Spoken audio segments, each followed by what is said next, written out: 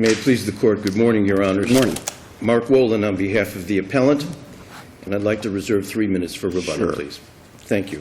Your Honors, we're seeking reversal of a trial court order denying my client's leave to amend and dismissing the case with prejudice. It is our position that Is there a case? The real issue here, as it seems to me, is there a case or controversy which gives anybody jurisdiction to decide anything in this case, which the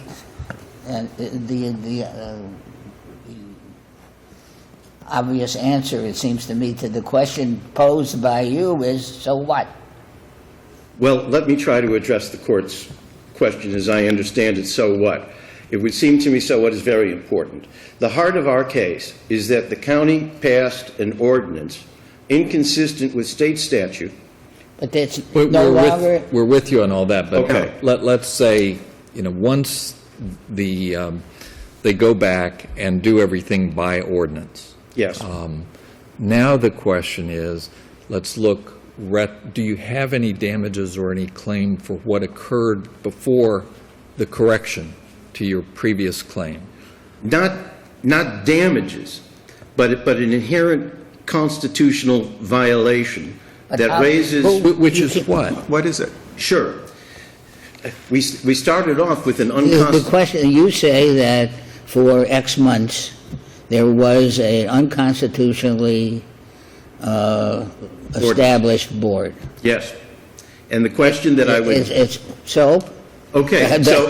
So what? So the substantive, I would posit to the What Court... happened during that period of time when you say it was unconstitutional that hurt you? Let me address the question. Let me get the answer out. Okay. I would posit to the Court that there's a very significant legal question here as to the legal validity of the substantive actions of a CRA board composed of commissioners appointed pursuant to an unconstitutional ordinance. What actions were taken that damaged you? What actions were taken? Well, quite a few things, Your Honor. They make a number of policy decisions. They enter into a number of contracts. They embark That's upon a something number that of hurt you. I'm sorry? Something that hurt You. you. I-95 frontage. Well, we're not damaged in the traditional sense But of you in a car. have to have some interest that is affected by the thing you're complaining about. I quite mean, agree. we don't say that King John's rule in 1215 was contrary to the law, because nothing happened in 1215 that affects anybody now.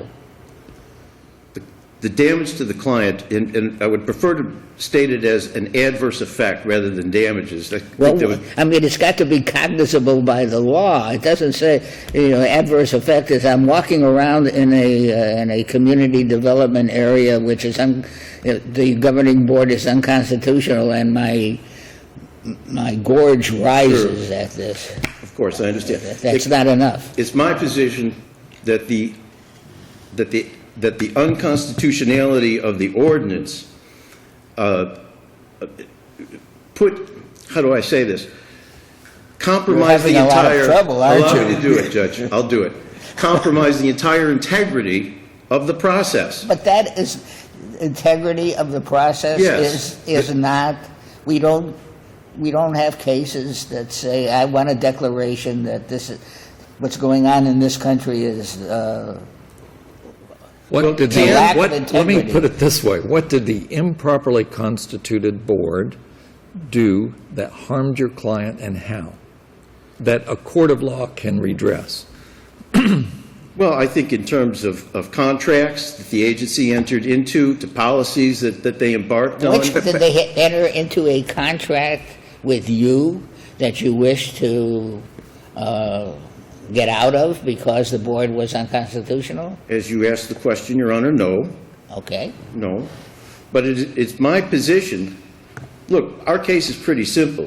The court may not accept it, but at the end of the day, the heart of the case is simple.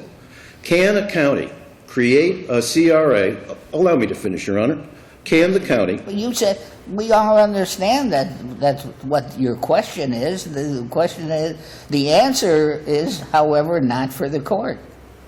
It's not, it has to be, there has to be a case or controversy in order for a court to take it up. Is that not correct? Yes, absolutely. And I would respectfully submit that we've got one here. What is your case of controversy? Tell me what it is. The case in controversy is the legal validity of CRA decisions and actions taken by the CRA board. And then how are act- you affected by that? That's the problem is, how were your clients affected by whatever was done by the board with the group that was not proper? Okay. They were deprived of the opportunity to appear before the Board of County Commissioners and object and protest to the appointees that the county was making. They should have had a right to protest if they chose to, or object, or address, and speak before the county commission on the people who were being appointed to the board of the CRA, so that those commissioners were duly appointed and would act with the integrity Now, of the how law. can we ever know what would have happened if that had been different, if they had actually gone to the commission and objected and exercised all their rights, as you say? How is that knowable? Well, as you asked the question, I don't think it is. So then how does that get you into court? How does that get you? Why should we send this back down when we can't find a case of controversy that you're affected on? Well, I would respectfully disagree with the premise of the question, which assumes that there is not a case in controversy. I think that if we're going to implement the Community Redevelopment Act of 1969 in the manner that the legislature prescribed, the county needs to follow the statute. Well, you kind of won on that. You kind of won. Apparently, Well, the carpet got them to Congratulations. change things. I mean, you you made ought to them be change. given a medal. Well, thank you, Your Honor. You're welcome. I will not contribute to it. Well, This is just my thought. I hear you. To me, the case in controversy is obvious and implicit. Can we set up an essential public agency mandated to cure blight and slums in the community and ignore the provisions of Florida statutes and the requirements of the Constitution? That sounds like 1983, a 1983 action, Well, but and it in doesn't. 1983 But there's nothing in these complaints or proposed amendments or anything that sounds in Section 1983. There is a count under Section 1983 in the Fifth Amended Complaint, wherein we pointed out that the CRA, that the county set up not one, but 3 CRAs in the unincorporated areas of the county in a manner that is inconsistent with statute, and that they provided appointment of commissioners by resolution as opposed by ordinance. So that proposed count is your best shot at a claim under 1983? Yes. Okay. Yes. I think your time's up. I think we understand your argument, and you still have some time for rebuttal. You bet. Thank you, counsel. Thank you. Good morning, Your Honors. Terrence Smith on behalf of Miami-Dade County and its Board of County Commissioners. Your Honors, I think you've picked up on what are the real issues here. First of all, the appellants do not have standing, and we've fully briefed the court on that. They simply have not stated a basis for standing. The only thing that they have argued in this case is that because they have identified some constitutional infirmity, they can actually bring an action against the Board of County Commission and the county. Well, I-95 LLC is a taxpayer, so that if there was a property owner and presumably taxpayer, so presumably if there were some type of harm, direct harm shown to I-95 LLC, it would have standing, right? That would be correct. The other is an agency which may not have, to use a line from the last case, skin in the game. Right. But you're- I-95 would. They would if they had, they actually had a special injury under the Rickman rule. They have. A mere taxpayer status is not enough. Perhaps it should be in Florida. That is correct. So there's no but special it never injury. has That is been. correct. And certainly, the argument that is being made in the briefs to the court by the appellants is that because of this identification of a constitutional infirmity, they should be able to come after the county, except that that is certainly not what the Supreme Court decided in the Horn case, in which they said that you have to attack the taxing and spending authority of the county. This ordinance simply does not impose a tax or an expenditure on any of the parties in this case. All it does is it creates a board, it appoints members to the board, and that's it. It creates a body, a governing body known as the Board of Commissioners of the CRA. You've also identified that there is no case in controversy that is left, because the case eventually was rendered moot when the Board of County Commission enacted the ordinance that amended the ordinance, simply because the appellants in this case had requested. They continued on with the case. The Board of County Commission said, look, we can't continue on spending taxpayer dollars to litigate this case, so let us amend the ordinance. They ratified all the prior appointments, and at the end of the day, I think the appellants even conceded that the issues were moot. So the court, in its final order, actually said the basis of her decision, not only relying on Cohen and the fact that they had ample opportunity to amend their complaint on 4 separate occasions, but in addition to that, the court said that the issues were moot. And in a case that the appellants have cited in their reply brief, Santa Rosa County, no different than what happened here.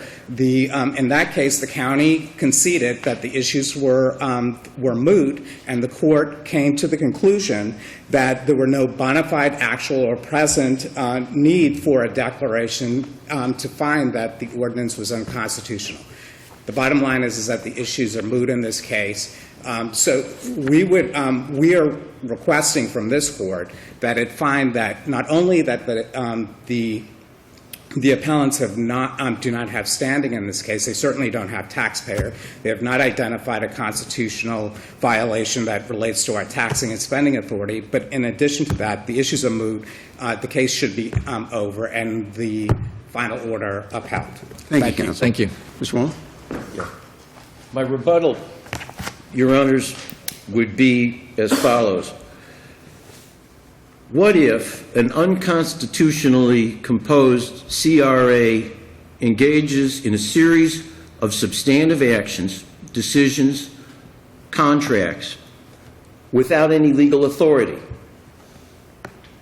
And that's not hypothetical. That happened. Well, then the going forward, let me to finish answer the your person. question, since you're asking him, the person's injured by that action and that contract would maybe have some rights, but that's not what we're reading here.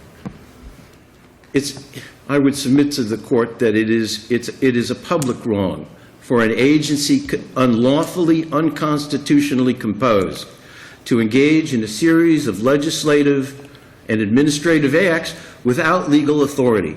Can our courts turn our back on that? The remedy is at the polls. Let me conclude with this. To me, after reading, dozens of cases on this subject, the one that I found that impressed me as the wisest one of all. Because it's on your side, actually. Well, it is on my side, but I think that's because it was right. And it happened here in Dade County 60 years ago when a man named Rosenhaus attempted to challenge the constitutionality of monies that were being spent on the Dade County grand jury. And he was thrown out of court. And he took it up to the Florida Supreme Court. Rosenhaus, I ended the reply brief with this case. And I'm going to paraphrase the court. It doesn't matter whether the trial court, or even this court, I might say, agrees with our theory, or that there was a constitutional violation. What is important is that the issue be heard and ruled upon and not dismissed, regardless of whether or not the trial court subsequently agrees with the plaintiff's contention on the constitutionality. On a going forward basis, the appointments are valid, but query, What is the legal validity, if any, of the substantive actions taken by the CRA during that window in time from 2006 to 2012, composed without constitutional authority? That's not a hypothetical question. That's an actual case in controversy, and it's not moot. And I thank the courts for permitting me to. Thank you very much. Thank you. Thank you both. All of you.